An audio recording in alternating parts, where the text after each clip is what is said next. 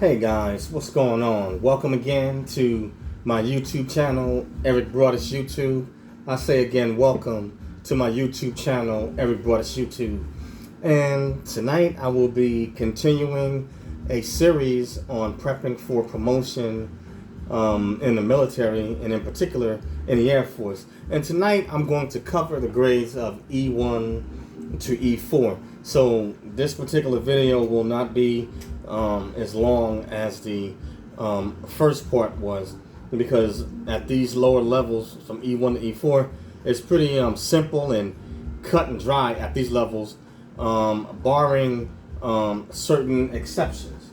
So let's get into it. So as in E1, okay, that's when you first enter the military or the Air Force. You will automatically hold this particular rank and grade for 6 months before you automatically promote to E2. Okay, then after 10 months, okay, you'll go from E2 to E3. Okay, and that's a total of 16 months of service in the Air Force. Now, for the grade of E4, in order to become an E4, you have to have 28 months time and grade as an E3, or 36 months time and service with 20 months time and grade. And basically what time and service is basically how long you've served in the military. And then your time and grade is how long you've worn that particular rank. You know, now let me explain something about what the what can stop you from getting automatically promoted to these grades. Number one, if you come out of basic training or say tech school and you get in trouble and they put you on a control roster, then you will not be putting on your stripe. Trust me, you know what I'm saying? Know all about it, you know? And you have to see your first sergeant or your commander, because they have the authority to pull you off or remove you off that control roster. And once you're on that control roster, basically you remain on there for a specified time. And each pay grade or stripe basically represents money, you know? Now, what is a control roster? Basically, a control roster is it's like a roster that the Air Force uses, basically that they put individuals that have gotten in trouble or they haven't properly adjusted to the military lifestyle. And this is normally like in the early parts of your career. Now, other things that can prohibit you from getting promoted automatically could be disciplinary problems. Like years ago when I knew a guy that was an E3 for 6 years. Now, by the day standards, the commanders probably would have put him out, you know, but he could do his job and everything else right, but he had a problem with fighting. And he had been in so many fights that his commander had kept denying him his stripe.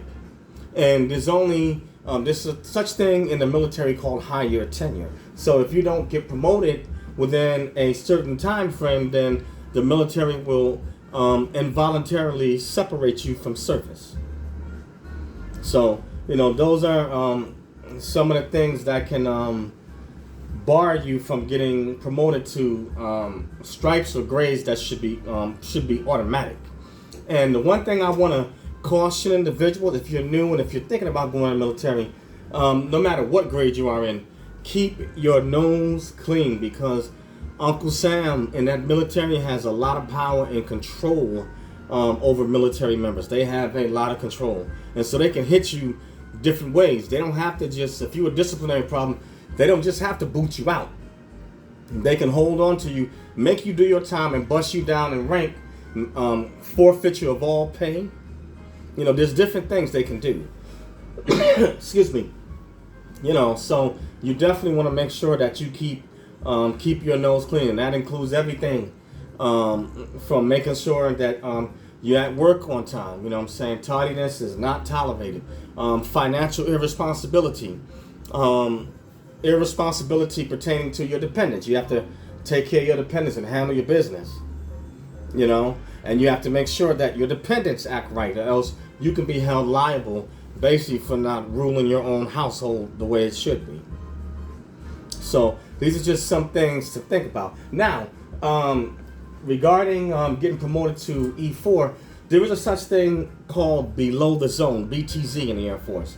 And that will allow an individual to get promoted 6 months prior, or I think at 28 months. But they can put on the grade or rank of E4 if they are an exceptional performer. And so what happens with below the zone, the individual that holds the grade of V3 or A1C, Airman First Class, what they'll do, they'll go before a board. And, you know, they get quizzed, you know, on questions pertaining to the job. And then the other side of it, you know, similar to WAPs, you know, promotional fitness examination, on questions about the Air Force structure, all types of stuff. And depending on how well whichever individual does the best on that board, that is the one who will come out with that particular stripe, depending on how many people are competing for that stripe. And sometimes you can have more than one person make below the zone, but they get promoted 6 months early. So that's just something to think about. But this is pretty simple and to the point. So for these grades of E1 to E4, guys, all you need to do is basically keep your nose clean, be on time for work, you know, and just do your job, and you just automatically pin on those particular dates.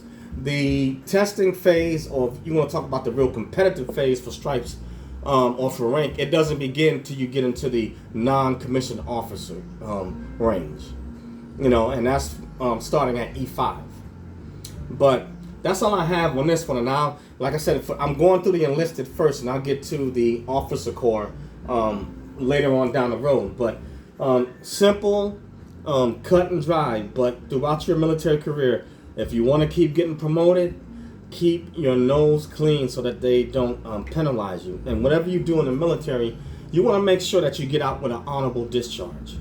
Because those things, a person that gets out with an honorable discharge, when they become a veteran, they're eligible for all the benefits, you know, that an individual would get as an honorable discharge. You get a downgrade like a general. Each downgrade means that you'll be limited in what type of benefits you receive as a veteran. So I'm hammering this home for a reason. But anyway, guys, that's all I have on this. This is short, to the point, and then next part I'm going to go into the grades of E7, you know, and then after that it should be E8 and E9. You know, I'll figure out how I'm going to break that up. But now you're getting to the senior non-commissioned officer ranks. But anyway, that's all I have on this one, guys. And this is part 2 of this series, prepping for promotion in the military, grades of E1 to E4. And the name of my channel is Eric Broadus YouTube. That's EricBroadus YouTube, or ericbroadusyoutube.com. And I also have a podcast, Snack Starts, SNAKZTHOUGHTS. And you can find the podcast on Anchor, Spotify, Acast, Spreaker, iHeartRadios, Google Podcasts, and a host of other social media platforms. So please join the podcast, and also subscribe to my YouTube channel, Eric Broadus YouTube, and smash that like button and like the video. If you don't like it, hit the unlike button, and please leave a comment either way. And if you have information, leave it in the comment section that you could share to help enlighten others. Please do, and we'd love to dialogue with you. And lastly, I'm teaching courses on Skillshare, how to succeed in the military, cultural diversity, leadership, and a host of other topics. So please join the class. Love to have you. But that's all I have on this one, guys. And push them out and share it. All right. Peace out. See you soon on the next one. Later.